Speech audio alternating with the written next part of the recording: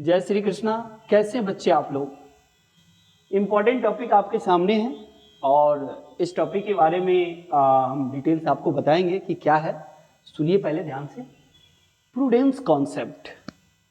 Sir, prudence concept का ही पहले जो नाम था वो था कंजर्वेटिज्म कॉन्सेप्ट। इसी को हम लोग अकाउंटिंग प्रिंसिपल के नाम से जानते हैं। अब सवाल यह है कि सर प्रूडेंस कॉन्सेप्ट होता क्या है? तो प्रूडेंस का मीनिंग होता है, हिंदी मीनिंग समझदार। और समझदार वो होता है जो अकाउंटिंग पॉलिसी में सबसे इंपॉर्टेंट होता है कि बिजनेस के अंदर वो एक्सपेंसेज और लॉसेज को पहले बुक कर लेता है। इसमें ये है। लेकिन चलिए हम पहले पढ़ते हैं, उसके बाद फटाफट इस चीज पर काम करेंगे। फटाफट। सर प्रूडेंस कॉन्सेप्ट है क्या? कहता है कि provide for all anticipated expenses, attention please, attention होना, एक्सपेंसेज एंड लॉसेज। ये दो चीजें आप याद रखेंगे। मेरा प्रूडेंस कॉन्सेप्ट बताता है कि जितने सारे बिजनेस में एक्सपेंसेज या लॉसेज होगा उसको सबसे पहले रिकॉर्ड कर लेंगे, बुक कर लेंगे। ये कौन बोलता है? सर ये प्रूडेंस कॉन्सेप्ट बहुत ही इंपॉर्टेंट है। अगर आप तेज हैं, अगर आप पता है ना कि आप बहुत समझदार हैं, तो समझदार का काम है कि होने वाले फ्यूचर में जो लॉसेज है, जो होने वाला लॉसेज है, उसका एक्सपेंसेज या लॉसेज को पहले ही आप एंटीसिपेट कर लो। But do not account anticipated incomes and profits. कभी भी याद रखेंगे मुन्ना कि इनकम्स और प्रॉफिट को हम बुक नहीं करेंगे। जब होगा तब देखा जाएगा, होगा तब देखा जाएगा, इसको हम रिकॉर्ड नहीं करेंगे। मतलब कहना है कि इनकम्स एंड प्रॉफिट को रिकॉर्ड हम नहीं करेंगे पहले। ठीक, आइए क्या पढ़ते हैं। सर कहता है do not anticipate the future profit. कभी भी फ्यूचर में होने वाला जो प्रॉफिट है वो प्रूडेंस कॉन्सेप्ट बोलता है कि इसको कभी भी आप बुक न करो, रिकॉर्ड नहीं करो अकाउंट्स में। But provide for all possible losses, और जितने सारे लॉसेज है, जो फ्यूचर में होने वाला लॉसेज है, ऐसे लॉसेज को आप जरूर क्या करो, रिकॉर्ड करो। सर बात तो कुछ समझ में आया, लेकिन सर थोड़ा एग्जाम्पल के थ्रू समझाते ना बात को। बिल्कुल पेशेंस रखो मुन्ना, एक एक करके हम बात करेंगे। बेटा ध्यान से सुनना है। सर ये बातें तो समझ में आया कि प्रूडेंस कॉन्सेप्ट क्या है। तो प्रूडेंस कॉन्सेप्ट में दो चीजें हमेशा याद रखना है। सर एक्सपेंसेज और लॉसेज जो होगा, एक्सपेंसेज और लॉसेज, इसको आप पहले रिकॉर्ड कर लेना है। हमको पता है कि फ्यूचर में कौन कौन से लॉसेज होने वाला है, लेकिन सर इनकम क्या होगा, कैसे होगा, इनकम आएगा या नहीं आएगा, इस पर अभी हमारा कोई क्या है, डाउट है कि सर इनकम को हम रिकॉर्ड नहीं कर सकते हैं जब तक कि इनकम हमको एक्चुअल में मिल ना जाए, हमारा कैश हमको रिसीव नहीं कर ले। अब आते हैं, बात करते हैं। Sir do not anticipate future profit, क्या बोला कि सर फ्यूचर में होने वाला प्रॉफिट को हम क्या करेंगे, डू नॉट एंटीसिपेट करेंगे, उसको हम रिकॉर्ड नहीं करेंगे, but provide for all possible loss को बुक कर लेंगे। ठीक है, तो चलिए पहला एग्जांपल देखिए। Closing stock is value at lower cost. Closing stock is valued at क्या, लोअर कॉस्ट। जो लोअर कॉस्ट होगा ये क्या होता है, जरा ध्यान। प्रूडेंस कॉन्सेप्ट बताता है कि जो हमारा क्लोजिंग स्टॉक होगा वो लोअर कॉस्ट पर होगा वैल्यूएशन। अच्छा, ये प्रूडेंस कॉन्सेप्ट बताता है। बिल्कुल, कैसे? अब जरा ध्यान दीजिएगा। बुक वैल्यू और मार्केट वैल्यू में जो which is the lower cost होगा उस पर क्लोजिंग स्टॉक का वैल्यूएशन निकाला जाता है। ये प्रूडेंस कॉन्सेप्ट बताता है। इसका मतलब है कि प्रूडेंस कॉन्सेप्ट में यहां पर जो कंसिस्टेंसी कॉन्सेप्ट है वो ब्रेक हो जाता है, क्योंकि कंसिस्टेंसी कॉन्सेप्ट बताता है कि सेम अकाउंटिंग पॉलिसी को एवरी ईयर फॉलो करो। अगर इस साल हम एसएलएम मेथड से डिप्रिसिएशन निकाले हैं तो नेक्स्ट ईयर भी हमारा एसएलएम मेथड ही होगा। ये हमारा कौन बताता है, कंसिस्टेंसी। लेकिन सर प्रूडेंस कॉन्सेप्ट में ये रूल्स क्या हो जाता है, ब्रेक हो जाता है। कैसे, सुनिए। अब मेरे पास बुक वैल्यू और मार्केट वैल्यू में क्या है, क्या इसमें लोअर कॉस्ट है, जल्दी से ध्यान से सुनेंगे। सर अभी मेरा मार्केट वैल्यू है सर 10,000, ये है स्टॉक का वैल्यू, और बुक वैल्यू बोलता है 8,000। इसमें से which is the lower cost? Sir ये देखने से ही तो पता चल जाएगा कि सर 8,000 रुपया जो बुक वैल्यू है वो कम है और मार्केट वैल्यू ज्यादा है। तो मुझे बताइए क्लोजिंग स्टॉक का वैल्यू हम कौन से वैल्यू पर लेंगे? सर जो सबसे ज्यादा कम होगा उस पर दिखाएंगे। यही तो मेरा प्रूडेंस कॉन्सेप्ट बताता है। बिल्कुल डेफिनेटली समझ में आ गया मुन्ना। मुन्ना मुन्ना क्या करेगा। अच्छा ये बात तो एक एग्जांपल क्लियर हो गया। अब आइए सर प्रोविजन फॉर बैड डेब्ट, इसके बारे में सुनते हैं। अच्छा मुझे आप बताएंगे क्या सर फ्यूचर में होने वाला जो इनकम है क्या उसको हम बुक करके रखेंगे? जैसे एग्जाम्पल देखिएगा, देखिए एग्जाम्पल। सर मैंने क्या किया, एक डेटर्स को उधार सामान बेचा था, मैं उधार में सामान बेचा था। अब एग्जाम्पल जरा देखते हैं।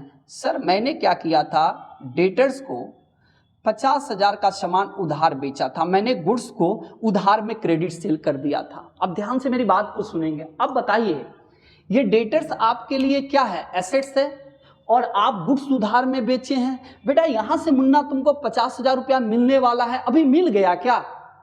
अच्छा मिला नहीं है, मिलने वाला है। इसका मतलब है, इसका मीनिंग ये बताता है प्रूडेंस कॉन्सेप्ट कि जो भी प्रोविजंस होगा वो प्रूडेंस कॉन्सेप्ट के बेस पर बनता है। इसका मतलब है कि हमारा प्रूडेंस कॉन्सेप्ट प्रोविजंस को क्या करता है, इसी के बेस पर तैयार होता है। जैसे प्रोविजन फॉर, देखिए सुनते हैं, आपको पता चला कि ये जो डेटर्स है इसमें से जो 50,000 रुपया मिलने वाला है वो आपको आज ही पता चल गया कि ये डेटर्स जो है इससे माने 10,000 रुपया हो सकता है कि ये फ्यूचर में नहीं दे। अच्छा क्योंकि ये डेटर्स का कुछ बिजनेस का फिनेंशियल पोजीशन अच्छा नहीं है। बाद में पता चला कि जो यहाँ से 50,000 में से जो 10,000 रुपया है वो मिलने वाला नहीं है। आप अच्छा बताइए कि हम ये 50,000 का इनकम को हम बुक कर ले, क्या मिल गया है क्या? अच्छा तो प्रूडेंस कॉन्सेप्ट बोलता है कि do not anticipate the future profit, मतलब फ्यूचर में होने वाला जो प्रॉफिट है उसका बुक नहीं करो। अच्छा मुझे क्या बोला कि कहता है कि जो प्रोविजन, तो देखो मैंने क्या लिखा, प्रोविजन फॉर बैड डेब्ट, क्या लिख दिया, प्रोविजन फॉर बैड डेब्ट्स। इसका मीन्स ये हुआ कि सर मुझे पता चला कि 10,000 रुपया फ्यूचर में हमको 50,000 में से जो डेटर जिसको हम क्रेडिट में सेल किए थे उसमें से 10,000 रुपया मिलने वाला नहीं है। अच्छा तो क्या मुझे बताइए आप अभी ही रिकॉर्ड कर लिए कि नहीं? इसको क्या कर लिए सर, हम इसको एंटीसिपेट कर लिए कि ये नुकसान मुझे फ्यूचर में होने वाला है, इसको अभी रिकॉर्ड करो। अच्छा इसीलिए एग्जांपल है प्रोविजन फॉर क्या, बैड डेब्ट। अच्छा लॉस को पहले बुक कर लो अगर पता चले कि भैया यहां से मिलने वाला नहीं। एग्जांपल सुनते हैं फिर।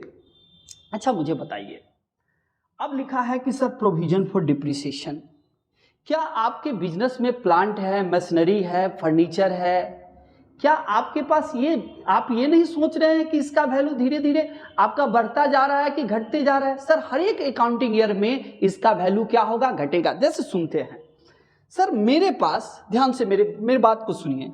सर मेरे पास एक 5 लाख का प्लांट था। कितने का प्लांट था? 5 लाख का। अब आपको पता चला कि ये प्लांट का जो वैल्यू है ये 5 साल के बाद ये वैल्यू 0 हो जाएगा। अब मैं आपसे पूछना चाहता हूं कि प्लांट की वैल्यू हर एक साल कम होते जा रहा है कि नहीं होते जा रहा है? सर आपके पास प्लांट है, मशीनरी है, एसी है, बिल्डिंग है, इस सब का रीसेल वैल्यू क्या होगा, डिक्रीज कर रहा है कि बढ़ रहा है? सर हम लैंड नहीं बोल रहे हैं, हम प्रोविजन बेस की बात कर रहे हैं जो प्रूडेंस कॉन्सेप्ट फॉलो करता है। तो जरा ध्यान से सुनिएगा। तो मुझे पता चला कि ये वैल्यू, अब बताइए 1-1 लाख रुपया करके ये डिप्रिसिएशन हमको 5 साल के बाद ये वैल्यू क्या बता देगा, 0 बता देगा। तो हमको प्रत्येक साल हम एक प्रोविजन कर रहे हैं नुकसान का, लॉसेज का, कि भैया इस साल हमको 1 लाख रुपया का लॉस होगा।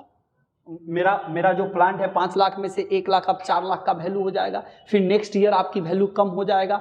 5 साल के बाद फिर आप एक प्लांट खरीद के लाएंगे बिजनेस में नया, क्या उसके लिए अभी से उस नुकसान के लिए क्या कीजिएगा, अभी से उस खर्चा लॉसेज को बुक करेंगे कि नहीं करेंगे? अच्छा सर, अब समझ में आया कि प्रोविजन फॉर डिप्रिसिएशन ये क्या है। अच्छा, हमारा बिजनेस में फर्नीचर है, उसके ऊपर तो नुकसान होगा। सर मेरे बिजनेस में प्लांट है, मशीनरी है, इसके ऊपर क्या हो, नुकसान तो होगा, क्योंकि इसका बुक तो पहले कर लेना है। ठीक है, तो मुझे बताइए कि क्या करना पड़ेगा? कुछ नहीं करना पड़ेगा। तो देखिए मेरा प्लांट की कीमत 5 लाख है, कॉस्ट है। अब इसमें से आपका 1 लाख वैल्यू क्या हो गया, 1 लाख डिप्रिसिएशन आपका कम गया। अब प्लांट की कीमत क्या, तो आप मुझे बताइए, आपको पता नहीं चल गया कि प्लांट की कीमत, आपका जो मशीनरी है, जो प्लांट है, उसका वैल्यू धीरे धीरे क्या हो रहा है, एवरी ईयर कम होते जा रहा है। तो इसका बुक करेंगे कि नहीं करेंगे? बिल्कुल सर, अब समझ में आया। अब आइए provision for discount on debtors. आप क्या करते हैं, आप डेटर्स के ऊपर एक प्रोविजंस क्रिएट करके रखते हैं कि भैया हमको जिसको हम उधार में जो क्रेडिट सेल किए हैं, जो उसको हम डिस्काउंट देंगे। तो भैया डिस्काउंट आपके क्या अभी ही, वो तो डिस्काउंट आपके लिए लॉसेज है, तो क्या इसका प्रोविजन अभी से करके रखेंगे कि नहीं करेंगे? अच्छा, ये होता है प्रूडेंस कॉन्सेप्ट। तो प्रूडेंस कॉन्सेप्ट में फटाफट है कि जो भी एक्सपेंसेज लॉसेज है, समझदारी के साथ उसको बिजनेस में रिकॉर्ड कर लो। और प्रॉफिट में होने वाला जो फ्यूचर है, do not anticipate the future profit, इसको कभी भी बुक मत करो, जब आएगा। अब देखियो, हमको डेटर्स, अभी हम प्रोविजन क्या करके, हम 10, हमको यही पता चल रहा है कि 40,000 रुपया मिलने वाला है, लेकिन अगर 50,000 मिल जाएगा तो सर रिकॉर्ड कर लेना, मिलेगा तो ठीक, अभी मिला तो नहीं है ना। बिल्कुल, आप उधार में सेल किए हुए, आपको पता है कि डेटर्स तो ऐसा ये डेटर्स है, हो सकता है कि इसमें 10,000 रुपया हमारा बैड डेप्ट होने वाला है, तो क्या इसका प्रोविजन अभी हम नहीं करके रखेंगे कि उस समय करेंगे? हाँ ठीक है सर, बिल्कुल। अच्छा, यहाँ पर एक ड्रॉबैक है, ये क्या होता है सर, हमेशा याद रखिएगा sir, it may be use to be create secret reserve. अच्छा, यहां से ही ये ड्रॉबैक है, यहां से ही हम प्रूडेंस कॉन्सेप्ट, ये यहां से सीक्रेट रिजर्व क्रिएट किया जाता है। अच्छा, सीक्रेट रिजर्व क्रिएट किया जाता है। एज फॉर एग्जांपल सर, आप डिप्रिसिएशन एक्सेसिव दिखाते हैं, प्रोविजन फॉर एक्सेसिव डिप्रिसिएशन आप क्रिएट कर लिए, जिसको आप सीक्रेट रिजर्व बोलते हैं। दूसरा क्या हो गया सर, आपने स्टॉक को अंडर वैल्यूइंग पर दिखा दिए, कम करके दिखा दिए। अच्छा, इससे क्या होगा सर, ये नोट पढ़ेंगे, financial statement not depict A true and fair view. इसके कारण आपका फिनेंशियल स्टेटमेंट कभी भी सही क्या नहीं दिखाएगा, नेट प्रॉफिट नहीं बताएगा, क्योंकि आप क्या करते हैं सर, यहां पर आप क्या कर रहे हैं सर, यहां पर आप इसी से प्रूडेंस कॉन्सेप्ट से ही सीक्रेट रिजर्व क्रिएट करते हैं, जिसके कारण आपका financial statement not depicted true and fair view, कभी निष्पक्ष रिजल्ट आपको नहीं देगा, ट्रू एंड फेयर व्यू नहीं बताएगा प्रूडेंस कॉन्सेप्ट में। Thank you very much.